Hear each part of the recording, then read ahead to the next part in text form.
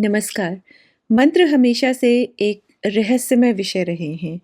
इतने सारे मंत्र हैं, इतने अलग-अलग मत हैं, हर किसी के अनुभव भी अलग हैं, हर कोई आपको अलग-अलग बातें भी कई बार बताता है मंत्र के बारे में। इस वीडियो में हम मंत्र महार्णव से कुछ महत्वपूर्ण श्लोकों को देखेंगे, जिनमें मंत्रों की प्रकृति और कलयुग में उनके प्रभाव के बारे में विस्तार से बताया गया है। हम यहाँ पे पुरुष चरण के कुछ पहलुओं पर भी चर्चा करेंगे। पुरुष चरण के बारे में अगर आप जानना चाहते हैं तो इस पे एक पूरा वीडियो है, उसको आप देखिएगा। साधना के बारे में अगर आप जानना चाहते हैं तो उसका भी एक वीडियो है, आप देखिएगा। वो सब वीडियो मैं डिस्क्रिप्शन सेक्शन में ऐड कर दूँगी। इस वीडियो में हम समझने की कोशिश करेंगे कि साधना, पुरुष चरण और मंत्र हर साधक को अलग-अलग परिणाम क्यों देते हैं। देखिए, हमने इस बारे में बात की थी कि कर्म प्रधान होता है। जिस तरह के आपके कर्म हैं, इस जीवन में जिस तरह के आपके कर्म रहे हैं पिछले जीवनों में, उन सब के बेसिस पे आपकी साधना का जो फल है, जो परिणाम है, वो बहुत कुछ निर्भर करता है। लेकिन उसके साथ-साथ और भी बहुत सारी बातें हैं जो आपको अलग-अलग मंत्र शास्त्रों में पढ़ने को मिलेंगी, जो आपको आपके पुरुष चरण की बारीकियों के बारे में, आपकी साधना की बारीकियों के बारे में, मंत्र के बारे में, कलयुग में कौन-सा मंत्र फलीभूत है, कौन-सा नहीं है, इन सब चीज़ों के बारे में अगर आपको जानना है, तो ये जो मंत्र शास्त्र हैं, ये आपको इस बारे में बताएँगे। और हमने इस बारे में बहुत बात की है कि कौन-कौन से शास्त्र आप पढ़ सकते हैं। आप शारदा तिलक से शुरू करिए, आप मंत्र महोदधि से शुरू करिए, आप मंत्र महार्णव से शुरू करिए, शक्ति संगम तंत्र से शुरू करिए। ये जो सारे शास्त्र हैं, इसमें आपको तंत्र के बारे में, मंत्र के बारे में, पुरुषचरण के बारे में, साधना के बारे में बहुत सारी चीज़ें, बेसिक चीज़ें जो हैं, वो आपको जानने को मिलेंगी। आगम रहस्य है, मेरु तंत्र है और फिर उसके बाद आप एक स्पेसिफ़िक शक्ति की साधना के लिए अगर आप लालायित हैं, आप करना चाहते हैं, उस दिशा में आगे बढ़ना चाहते हैं, तो जो उनसे संबंधित तंत्र शास्त्र हैं, उनको आप पढ़ सकते हैं। लेकिन शुरू करना है अगर आपको स्वाध्याय करना है, तो आप शारदा तिलक से करिए, मेरु तंत्र से करिए और सारे पेजेज़ पढ़िए, शुरू से लेके आखिर तक पढ़िए। बहुत सारी चीज़ें आपको नहीं समझ में आएँगी, लेकिन बहुत सारी चीज़ें समझ में आएँगी। और देखिए, ये बोला गया है कि जब भी कोई विषय आप पहली बार पढ़ते हैं, तो होता है कि सिर्फ़ 30% समझ में आता है। मैं जब छोटी थी, मैं फ़िज़िक्स पढ़ा करती थी, फ़िज़िक्स मेरा फ़ेवरेट सब्जेक्ट रहा है। जब मैं फ़िज़िक्स पढ़ती थी, तो 30% से 40% समझ में आता था पहली बार में।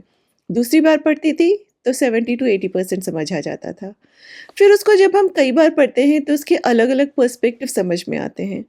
तो इसीलिए इन सबको आपको पढ़ना चाहिए क्योंकि मंत्र जो है वो साधना में सबसे इम्पोर्टेंट आपका कंपोनेंट क्या है? भगवान मंत्र, अब भगवान ही मंत्र हैं। भगवान क्या हैं? ऊर्जा हैं। फिर सारा आपका वो एक सिस्टम शुरू हो जाता है। ये एक बहुत विस्तृत साइंस ही है, जिसको समझ-समझ के आपको करना चाहिए। नहीं तो इतनी आप मेहनत करते हैं, सुबह उठेंगे, रात में देर तक बैठेंगे, मंत्र जप करेंगे, लेकिन जब आपको अनुकूल परिणाम नहीं मिलते हैं, तो फिर सबसे ज़्यादा निराशा होती है कि क्या भगवान हमारे साथ नहीं हैं? लेकिन उससे पहले अगर आप पढ़ के, समझ के या किसी गुरु के पास बैठ के या किसी मेंटर के पास बैठ के या किसी ऐसे व्यक्ति के पास बैठ के जिसने साधनाएँ की हों, जिसने इन सबको अपने जीवन में जिया हो, जो लिव्ड एग्ज़ाम्पल्स हों, उनके साथ अगर बैठ के आप थोड़ा-सा समझने की कोशिश करेंगे तो चांसेस हैं कि आपको 50 टू 70% रिज़ल्ट्स ज़रूर मिलेंगे। क्योंकि सबसे बड़ी बात कि अगर कोई मंत्र आपके सामने आपके भाव में भी आ रहा है, आप इस वीडियो पे बैठ के इसको सुन भी रहे हैं, ये भी एक संकेत ही है ना यूनिवर्स से। कोई तो शक्ति है जो आपको प्रेरित कर रही है कि आप इस बारे में जानें। आप एक पुस्तक को ढूँढने की कोशिश करें, उसको फिर खोलें, फिर आप में इतना सामर्थ्य हो कि आप उसको पढ़ भी सकें और पढ़ने के बाद फिर आप में इतनी शक्ति और इतना डिसिप्लिन हो कि आप उसको प्रैक्टिस भी कर सकें। तो ये सब बिना भगवती के, बिना महादेव और उनको जब भी आप सोचिए तो सोचिए कि कोई तो शक्ति जो इस ब्रह्मांड को चला रही है, बस आपको सब समझ में आ जाएगा। तो इस वीडियो में हम मंत्रों के स्पेसिफिकली मंत्रों के बारे में बात करेंगे और ये समझेंगे कि कलयुग में खासकर किस तरह से मंत्र ज़्यादा प्रभावी होते हैं। और इसमें बहुत सारी बातें हैं। ये देखिए मंत्र महार्णव से आ रहा है तो श्लोक की फॉर्म में होता है ये सब हमारे शास्त्र। इसमें ज़्यादातर महादेव भगवती पार्वती को बता रहे हैं या जो माँ पार्वती हैं वो महादेव को कुछ बता रही हैं। तो उसी एक संवाद की शैली में ही संवाद के ही तरह ये सब ग्रंथ लिखे गए हैं और उसी तरह से यहाँ पे इस वीडियो में भी कुछ-कुछ थोड़ा उसी तरह से बताया गया है। तो ये हम सब जानते हैं कि देवी-देवता वास्तव में ऊर्जा ही हैं, ऊर्जा के स्वरूप हैं। उस मन और जो मंत्र होते हैं वो उस ऊर्जा से जुड़ने का माध्यम होते हैं। अब आप मंत्र क्या होते हैं? नाम मंत्र हो सकते हैं, बीज मंत्र हो सकते हैं, शाबर मंत्र हो सकते हैं। नाम मंत्र जो होते हैं उसमें आप नाम लेके फिर उसमें नमः लगा के आप नमन कर रहे हैं भगवान को। बीज मंत्र जो होता है देवता का एसेंस होता है, मतलब उसकी पूरी जो ऊर्जा है उसी में बीज के रूप में समाहित है। जब आप उसको नॉरिश करने लगते हैं बीज को, आपने बीज की साधना शुरू की, मतलब उसको आप नॉरिश करने लग गए हैं, तो वो पूरी शक्ति ही फिर वहाँ पे आ जाएगी और जो शक्ति जिस तरह की है उसी तरह का काम करती है। एक चीज़ ध्यान रखने वाली है, सभी शक्तियाँ भला काम ही करती हैं, लेकिन असुरों के लिए, दुष्टों के लिए वो सब विध्वंसकारी हैं। अब दुष्ट असुर कौन हुए? हमारे भीतर के शत्रु और बाहर के शत्रु। हमारे भीतर के शत्रु हम सबको पता है कौन-कौन होते हैं। और हमारे बाहर के शत्रु कौन हुए? हमारे बाहर के शत्रु वो हैं जो हमारे भीतर के शत्रु जो हमें परेशान करते हैं वही उनके भीतर भी हैं, लेकिन वो ज़्यादा उबल के आ रहे हैं। अब मान लीजिए किसी में लालच बहुत ज़्यादा भरा है। एक है कि वो लालची है लेकिन अपने भीतर ही भीतर कुढ़ के उसको ख़त्म करता रहता है। दूसरा है वो लालची है लेकिन दो लोगों को ठगना शुरू कर देता है, धोखा देना शुरू कर देता है। तो यहाँ वो आदमी असुर नहीं है, उसके अंदर का जो ये लालच है, ये असुर है। जब आप उग्र देवी देवताओं की साधना करते हैं तो सबसे पहले इन्हीं का सर कटना शुरू होता है और ये तकलीफ़देह प्रक्रिया होती है। इसमें हो सकता है आपको तकलीफ़ हो, जितना बड़ा असुर उतना ज़्यादा तकलीफ़। तो ये सीधा-सीधा सिस्टम है। अब नाम जप, बीज जप, शाबर मंत्र जप, फिर बड़े-बड़े मंत्र जप, इन सब के पीछे की ऊर्जा, इनका ध्यान और भाव, इनकी साधना, ये सब एक विस्तृत विज्ञान है। इसमें बहुत सारे पॉइंट्स हैं, बहुत सारे डिफरेंट एंगल्स हैं, बहुत सारे पोर्शंस हैं जो आपको समझ में आना चाहिए। किस तरह मंत्र साधना करें कि हमारी सफलता की संभावना ज़्यादा से ज़्यादा रहे, ये हमारा ऑब्जेक्टिव होना चाहिए और इस वीडियो में सरल ढंग से हम इसको समझने की कोशिश करेंगे। देखिए, सबसे जो ऊँचा ऑब्जेक्टिव आपका होना चाहिए कि आप देवी-देवता के निमित्त ये काम कर रहे हैं। आप इसलिए कर रहे हैं क्योंकि आप उनमें बिलीव करते हैं, आप उनको प्यार करते हैं, आपके मन में वो बसे हुए हैं, आपके शरीर में वो बसे हुए हैं, आप बस उनको खुश रखना चाहते हैं। जैसे एक छोटा-सा बच्चा होता है जो अपनी माँ को जिसको वो बहुत प्यार करता है, हर वो काम करेगा जिससे वो खुश हो जाए, भाग-भाग के करेगा, राइट? साधना इसी को सोचकर करिए। ये भी मत सोचिए कि मुझे अपने आप को उठाना है ऊपर। समाज को भी भूल जाइए, सब कुछ भूल जाइए। आप ये सोचिए कि जिस देवी-देवता ने, जिस शक्ति ने, जिस ऊर्जा ने इस पूरे ब्रह्मांड को बनाया है, वो ब्रह्मांड भी अब मेरा प्रिय हो गया। तो मैं उनकी शक्ति को समर्थन करने के लिए, मैं उनकी शक्ति बढ़ाने के लिए ये सब साधनाएँ करूँगा। इससे अगर आप इस चीज़ को सोच के अगर आप साधना करते हैं, इस भाव से करते हैं, आपकी थोड़ी बहुत त्रुटियाँ भी होंगी ना, भगवती स्वयं उनको माफ़ कर के आपको आगे बढ़ाएँगी। इस भाव से अगर आप करते हैं कि मेरी माँ है, मुझे उनको खुश करना है, मुझे उनको प्रसन्न करना है, मुझे उनके साथ बने रहना है हमेशा। मुझे उनके दरवाज़े पे खड़े रहना है एक प्रहरी बनकर कि कोई उनको कुछ भी ना कर सके, वैसे वो खुद सक्षम है। अगर आप इस भावना से करेंगे ना साधना, कोई आपको रोक नहीं सकता है। भगवती स्वयं आपकी सारी चीज़ें, आपकी सारी जो हर्डल्स हैं, सारी मुसीबतें हैं, रुकावटें हैं, उनको सब एक तरफ कर देंगी और उनकी ऐसी प्रचंड शक्ति होती है, कोई उसके आगे टिक नहीं सकता है। तो चलिए, अब हम वीडियो में देखते हैं कि मंत्रों के बारे में मंत्र महारणा में क्या बताया गया है। देखिए, कहा गया है कि मंत्रों को कीलित, शापित इत्यादि किया गया था। कीलित माने उनको लॉक कर देना, शापित माने उनको शाप दे देना, क्योंकि उनका जो प्रभाव है, जो उनकी फलश्रुति है, में जो उनका फल बताया गया है, वो फल आपको ना मिल सके। लेकिन ऐसा क्यों किया गया? इसलिए किया गया ताकि उनका कोई दुरुपयोग ना कर पाए। देखिए, नाम मंत्र में उतना कुछ नहीं होता है, लेकिन जो बीज मंत्र होते हैं, उसमें आप एक शक्ति को जागृत कर रहे हैं अपने भीतर, अपने वातावरण में। वो शक्ति को आपके अंदर वो सामर्थ्य और आप में वो योग्यता होनी चाहिए कि आप उस शक्ति का सही उपयोग कर सकें। तो इसीलिए इन सब मंत्रों को हमेशा शापित और किलित कर दिया जाता था। लेकिन हर मंत्र के नियम अलग हैं और कलयुग में बहुत सारी चीजें बदल चुकी हैं। हर मंत्र में सिद्धादि शोधन नहीं किया जाता है। सिद्धादि शोधन वो होता है जब आप मंत्र को शुद्ध करने के लिए, उसको शाप रहित करने के लिए, उसको उसका उत्कीलन करने के लिए जब आप कुछ कुछ प्रयोग करते हैं तो उसको सिद्धादि शोधन किया जाता है। फिर बोला गया है मंत्र निर्जीव हो जाते हैं, फल नहीं देते हैं, तो उनका संस्कार किया जाता है। बहुत सारे संस्कार होते हैं जिनके बारे में हम बिल्कुल अलग से एक वीडियो में बात करेंगे, लेकिन ये सब बहुत एडवांस टॉपिक हो जाते हैं। सबसे पहले तो आपको ये देखना है कि किस तरह के मंत्र आप कर सकते हैं और किस भावना और किस वातावरण में आपको करना चाहिए। फिर अब ये महादेव ने बताना शुरू किया है। मंत्र महारणा में बताया गया है, शुद्धि के बिना जपोपयोगी ऐसे मंत्र जिनका सिद्धादि शोधन नहीं होता है, अब उन्हें कह रहा हूँ। तो कलयुग में कुछ ऐसे मंत्र हैं जिनके लिए सिद्धादि शोधन की जरूरत नहीं है। ऐसे मंत्र भी आप कर सकते हैं। वो कौन कौन से मंत्र हैं? 1 वर्ण वाला मंत्र, 3 वर्ण वाला, 5 वर्ण वाला या 6 वर्ण वाला, 7 वर्ण वाला, 9 वर्ण वाला या 32 वर्ण वाला अथवा 8 वर्ण वाला हंस मंत्र निश्चित रूप से वेदों में कूट कहा गया है। ये वो स्पष्ट कहते हैं।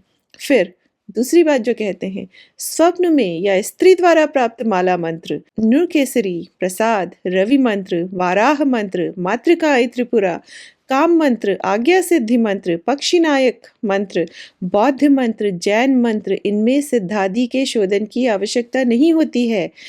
इनके अतिरिक्त मंत्रों में शुद्धि की आवश्यकता है। तो ये आपको, आप मंत्र महारणा उठा के पढ़िए, ये आपको सब मिलेगा वहां पे। फिर आगे क्या बताते हैं, शाप रहित मंत्र कौन कौन से हैं? शाप रहित मंत्र हैं, भीष्म पर्व में जो गीता है वह कलयुग में प्रशस्त है, मतलब शक्तिशाली है।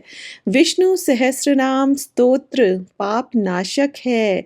स्तोत्र जितना करेंगे अधिक से अधिक, कोई आपको नुकसान नहीं होगा, क्योंकि ये एक स्तोत्र है। नाम पढ़ पढ़ के आप नमन कर रहे हैं भगवान या भगवती के 101 नाम या 108 नाम या 1000 नाम, 32 नाम, ये नाम है खाली। ये कलयुग में बहुत ज़्यादा प्रभावी हैं। और विष्णु सहस्त्रनाम स्तोत्र के बारे में बताया गया है कि ये पाप नाशक है। गजेंद्र मोक्ष, कारुण्यक स्तव, नरसिंह स्तोत्र, श्री राम स्तोत्र, दुर्गा सप्तशती स्तोत्र, सहस्रनाम स्तोत्र, श्लोकाष्टक, नीलकंठ, शिव सहस्रनाम स्तोत्र, त्रिपुरा प्रसाद स्तोत्र, सूर्य स्तव राज्य, पैत्र रुचि स्तोत्र, इंद्राक्षी स्तोत्र, विष्णु स्तोत्र, इंद्र प्रोक्त महालक्ष्मी स्तोत्र, ये सब शाप रहित हैं। इनका ज़्यादा से ज़्यादा जप करिए। अगर आपको भगवती की, महादेव की, भगवान विष्णु की, किसी की भी देवी देवता की अगर आपको अनुकंपा चाहिए। और अगला जो वीडियो होगा हमारा, इसी पे होगा स्तोत्र का अनुष्ठान कैसे करें, और उसमें पूरा विधान बताया जाएगा कि कैसे, क्योंकि इनका भी अपना विनियोग न्यास वगैरह होता है, इनका भी पूरा विधान होता है कि उससे पहले और उसके बाद में क्या करना चाहिए आपको। फिर आगे लिखा है, इनके अतिरिक्त अन्य मंत्र परशुराम द्वारा अभिशप्त हैं। फिर बताते हैं, कली में सिद्धिपद्र मंत्र कौन से हैं? कलयुग में सिद्धि देने वाले मंत्र कौन से हैं? मंत्र महोदधि में कहा गया है। अब मंत्र महारणम मंत्र महोदधि का रेफरेंस ले रहा है। तो देखिए, ये है हमारे मंत्र शास्त्र, आपको इनको पढ़ना चाहिए, इनमें आपको सारी जानकारी मिलेगी। मंत्र महोदधि में कहा गया है कि कलयुग में सिद्धिदायक जो मंत्र हैं, अब मैं उन्हें बताता हूँ। नृसिंह का त्रयाक्षर, एकाक्षर एवं अनुष्ठुप, इस प्रकार से 3 प्रकार के नृसिंह मंत्र हैं जो कलयुग में प्रशस्त हैं। एकाक्षर एवं अनुष्ठुप 2 प्रकार के अर्जुन मंत्र, 2 तरह के हयग्रीव मंत्र, चिंतामणि मंत्र तथा क्षेत्रपाल मंत्र, भैरव मंत्र, यक्षराज मंत्र, गोपाल मंत्र, गणपति मंत्र, चेटका यक्षिणी मंत्र, मातंगी मंत्र, सुंदरी मंत्र, श्यामा मंत्र, तारा मंत्र, कर्ण पिशाचिनी मंत्र, शबरी मंत्र, एक जटा मंत्र, वामा काली मंत्र, नील सरस्वती मंत्र, त्रिपुरा मंत्र एवं काल रात्रि मंत्र। बहुत शक्तिशाली मंत्र हैं ये सारे, जितने भी बताए। कितनी सारी तो महाविद्या आपको दिखाई दे रही है यहाँ पे। और बताया गया है कि ये सब कलयुग में अभीष्ट फलदायक माने जाते हैं। ये मंत्र 4 वर्णों के लिए उपयोगी हैं। इसका मतलब किसी भी परिस्थिति में कोई भी मनुष्य हो, कोई भी कार्य करता हो, वो इन सब मंत्रों को कर सकता है। अब कलयुग में 3 वर्णों के लिए उपयोगी मंत्र जो हैं, अघोर मंत्र, दक्षिणामूर्ति मंत्र, उमा महेश्वर मंत्र, हयग्रीव मंत्र, वराह मंत्र, लक्ष्मी नारायण मंत्र, प्रणव आदि 4 वर्ण वाले अग्नि के मंत्र, सूर्य के मंत्र, प्रणव सहित गणपति मंत्र तथा हरिद्रा गणपति मंत्र, अष्टाक्षर सूर्य मंत्र, षडक्षर राम मंत्र, प्रणवादि मंत्रराज नरसिंह मंत्र, प्रणव एवं वैदिक मंत्र, ये सब जो हैं कली में 3 वर्णों के लिए उपयोगी मंत्र बताए गए हैं। प्रणव और वैदिक मंत्रों को भी बोला गया है कि 3 वर्णों के लिए इनका विधान है। फिर चारों वर्णों के लिए और कौन-कौन से मंत्र हैं? छिन्नमस्ता मंत्र, मातंगी मंत्र, त्रिपुरा मंत्र, कालिका मंत्र, शिव मंत्र, लघु श्यामा मंत्र, कालरात्रि मंत्र, गोपाल मंत्र, राम मंत्र, उग्रतारा मंत्र, भैरव मंत्र, ये सब चारों वर्णों को देने चाहिए। स्त्रियों को ये मंत्र विशेष रूप से सिद्धिदायक हैं। आप जितना तंत्र शास्त्र पढ़ेंगे ना, आपको स्त्रियों की जो शक्ति है उसमें बताई गई है, उनको दबाया नहीं गया है, उनकी शक्ति को बढ़ के बताया गया है। आपको ये सब खुद पढ़ने को मिलेगा, आप उठा के पढ़ के देखिए। आप इतनी नई-नई पुस्तकें पढ़ते हैं, एक बार अपने शास्त्रों को भी पढ़िए जहाँ से ये सब चीज़ें निकल के आ रही हैं। सारा जो मूल ज्ञान है वो शास्त्रों में ही दिया गया है। फिर आगे महादेव बताते हैं और इसको ध्यान से सुनिएगा। हे देवी, ये सब मैंने तुम्हारी भक्ति के कारण तुम्हें बताया है। हे सुव्रते, मनुष्य एक ही मंत्र से कृतार्थ हो सकता है, बहुत से मंत्रों का क्या काम। और ये बात आपको सच में पकड़ लेनी चाहिए कि अगर आपको आगे बढ़ना है, अगर आपको सच में सिद्धि चाहिए, आप एक मंत्र पकड़िए, आप नवार्ण मंत्र ही पकड़ लीजिए, उसमें लग जाइए। तीनों महाशक्तियाँ उसमें हैं, इतने सारे देवी देवता उसमें हैं, उसमें उसके अलावा कुछ और रहा ही नहीं। आप उससे ही आप इतना ऊपर बढ़ जाएंगे, उतना ऊपर बढ़ जाएंगे, आप देखेंगे भगवती की कृपा आपके ऊपर है, महादेव की कृपा आपके ऊपर है, भगवान विष्णु की कृपा आपके ऊपर है, क्योंकि तीनों बहुत जुड़े हुए हैं एक दूसरे से। और आप फिर देखेंगे कि आपको किसी और चीज़ की ज़रूरत ही नहीं है। फिर मंत्र महारणा में उत्कीलन विधि भी बताई गई है। हमने बोला था बहुत से मंत्रों को कीलित किया गया है। मान लीजिए कोई मंत्र कीलित है, उसकी उत्कीलन की विधि क्या है? मंत्र महादधि में कहा गया है कि शिव जी के द्वारा विद्याएं कीलित कर दी गई थी। सबसे पहले तो शिव जी को अपना गुरु बनाइए। सारी विद्याएं वही दे रहे हैं, उन्होंने ही बहुत सारी विद्याओं को कीलित कर रखा है। आदि गुरु हैं, उनसे बड़ा कोई है ही नहीं। मतलब मेरा सर ही नहीं कहीं झुकता है, बस उनके सामने, भगवती के सामने ऐसा हो जाता है कि लगता है क्या ना कर दूं। ये एक भाव अंदर से आता है। क्यों आता है मुझे नहीं पता। आदि गुरु हैं, अब पता चल रहा है आदि गुरु हैं। पहले तो 40 साल तक मुझे बस अपने भाई और अपने अब पिता लगने लगे थे। अब जाके पता चला है कि वो तो आदि गुरु हैं, उन्होंने ही सारा तंत्र मंत्र दिया है। तो उनके सामने झुकिए, और वो इतने दयालु हैं। देखिए उनका एक नाम हमने बात की है कई बार, उनका एक नाम आशुतोष है। कितना भी आपको लगे कि उनको पाना, उन तक पहुंचना मुश्किल है, लेकिन आशुतोष का मतलब होता है जो बहुत आसानी से, बहुत सरलता से प्रसन्न हो जाए। इसका अर्थ ये होता है, और ये मेरा भी अनुभव है। ये मुझे बचपन से मेरी माँ ने यही बताया था कि शिव ऐसे हैं जो सरलता से खुश हो जाते हैं। जितना सरल आप बन जाएंगे, जितना सरल आप हैं, जितना शुद्ध आप हैं, उतना आप शिव के निकट हैं। और जब ऐसा हो जाता है ना, तो ना कोई इच्छा रहती है, ना कोई विकार रहता है।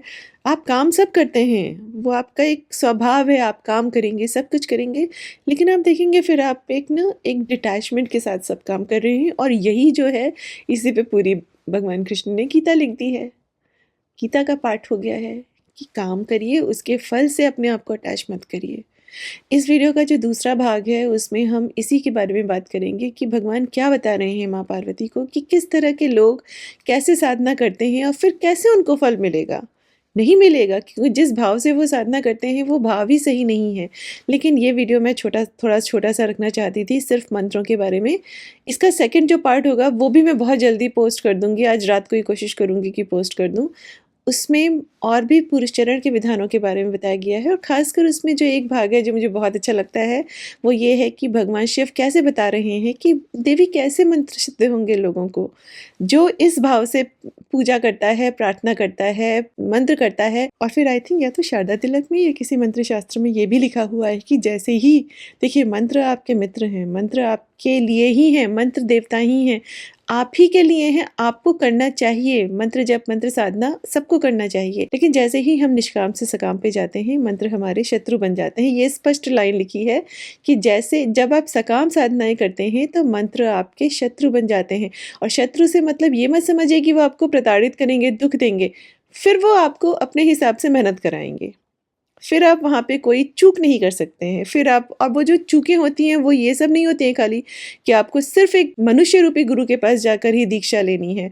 आप इस चक्कर में भी, ये भी आपका फिर एक कार्मिक बैलेंस और कार्मिक क्लींजिंग हो जाएगा कि आप 10 जगह जा रहे हैं और आपको दसों जगह से ही ज्ञान नहीं मिल रहा है।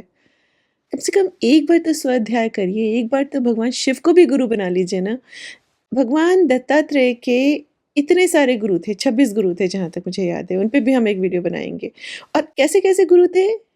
पशु-पक्षी, ऐसी-ऐसी चीज़ें, वस्तुएँ जो आपको आके बोल के कुछ ज्ञान नहीं दे सकती हैं। अब एक बिल्ली है, वो आपको बोल के कैसे देगी? उनके व्यवहार से, उनके काम करने के तरीके से वो सीखते थे। तो जहाँ से आपको शिक्षा मिल रही है, वो आपका गुरु हो गया है। आप इसको माने या ना माने। एक बार आप भगवान शिव को, जिनके विधान बताए गए हैं कि देव दीक्षा विधान भी कुछ होता है, आप एक बार उनको अपना गुरु बना के तो देखिए। आप उसके बाद मनुष्य रूपी गुरु भी किसी को बनाना है तो आप बनाइए। कम से कम आपके ऊपर एक सहारा है, क्योंकि मनुष्य रूपी गुरु कभी आपको धोखा दे सकते हैं, आपको निराश कर सकते हैं। आपको लगता है अगर आप पूरी सरलता, पूरे समर्पण के साथ भगवान शिव के पास जाएँगे, वो आपको सहारा और आपको रास्ता नहीं दिखाएँगे? या वो सक्षम नहीं हैं ऐसा करने में? वो सक्षम हैं, हम ही सक्षम नहीं होते हैं शिष्य बनने के लिए। उसके लिए सबसे पहले आपको अपना शिष्य बनने का एक तत्व आपको अपने अंदर विकसित करना पड़ेगा, और उसका तरीका ये होता है, जहाँ से आपको शिक्षा मिले आप उनको सम्मान दीजिए थोड़ा-सा। गुरु दत्तात्रेय के जो 26 जो गुरु उन्होंने बोले, उनको सबको गुरु बोला उन्होंने। उन्होंने ये नहीं बोला कि उससे हमने सीख लिया बस खाली। उनको उन्होंने एक स्तर जो दिया, सम्मान जो दिया, जहाँ-जहाँ से सीख रहे थे, अगर पृथ्वी से सीख रहे हैं, पृथ्वी को गुरु का सम्मान दिया। ये आप शिष्य का तत्व अपने अंदर विकसित करिए, सीखने की अभिलाषा विकसित करिए, जहाँ से कुछ भी मिले वहाँ से एक सीखने का भाव अपने अंदर पैदा करिए। ये सब विज्ञान जो है सिखाने के लिए ही है आपको, लेकिन बिना सीखे, बिना भाव के, बिना तत्व को विकसित किए अगर करेंगे, फिर सफलता मिलना बहुत मुश्किल है, ख़ासकर तब अगर आप सकाम सारे साधनाएँ कर रहे हैं। जैसे ही सकाम साधना आप करते हैं, मंत्र शत्रु बन जाते हैं। ये मैं जहाँ से भी लिखा था वहाँ से कोट करके बताऊँगी। ये जो चीज़ें हैं, छोटे-छोटे संकेत जो होते हैं, जो हमको लर्निंग्स होती हैं, ये हमें बताती हैं कि क्यों कई बार हमारी साधनाएँ काम नहीं करती हैं। तो थोड़ा स्वाध्याय करिए। अष्टांग योग में बताया गया है कि आपको स्वाध्याय करना चाहिए।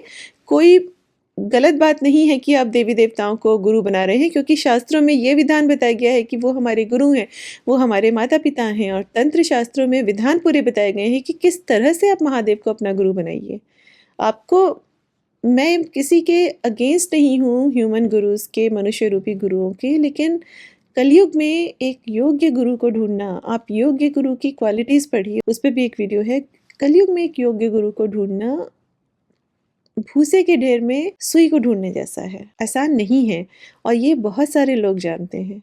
एक योग्य गुरु जो होगा ना, वो सिर्फ़ इस चीज़ में इंटरेस्टेड होगा कि आपका विकास हो, उसका अपना कोई पर्सनल एजेंडा नहीं होगा, कोई पर्सनल एजेंडा नहीं होगा। सबसे पहला साइन ये होता है, वो सिर्फ़ और सिर्फ़ अपना पूरा ज्ञान, अगर वो देखेगा कि आप में सीखने की इच्छा है, तो वो अपना पूरा का पूरा ज्ञान, बल्कि उससे ज़्यादा का बढ़कर आपके लिए मेहनत करेगा आपके साथ। गुरु आपके साथ मेहनत करता है, वही होता है सही गुरु। तो ख़ैर, इस पे हमने चूँकि बहुत सारे वीडियोज़ में बात की है, तो आप लोग उनको देखिएगा, लेकिन मंत्र अगर आप कर रहे हैं साधना पे साधना, जीवन फिर भी थोड़ा-सा आपको ऐसा लग रहा है जैसा होना चाहिए वैसा नहीं है, तो इसके लिए थोड़ा-सा आत्म-विश्लेषण करिए, थोड़ा-सा सोचिए कि कहाँ क्या गलती है, और उसके बाद फिर आगे बढ़िए।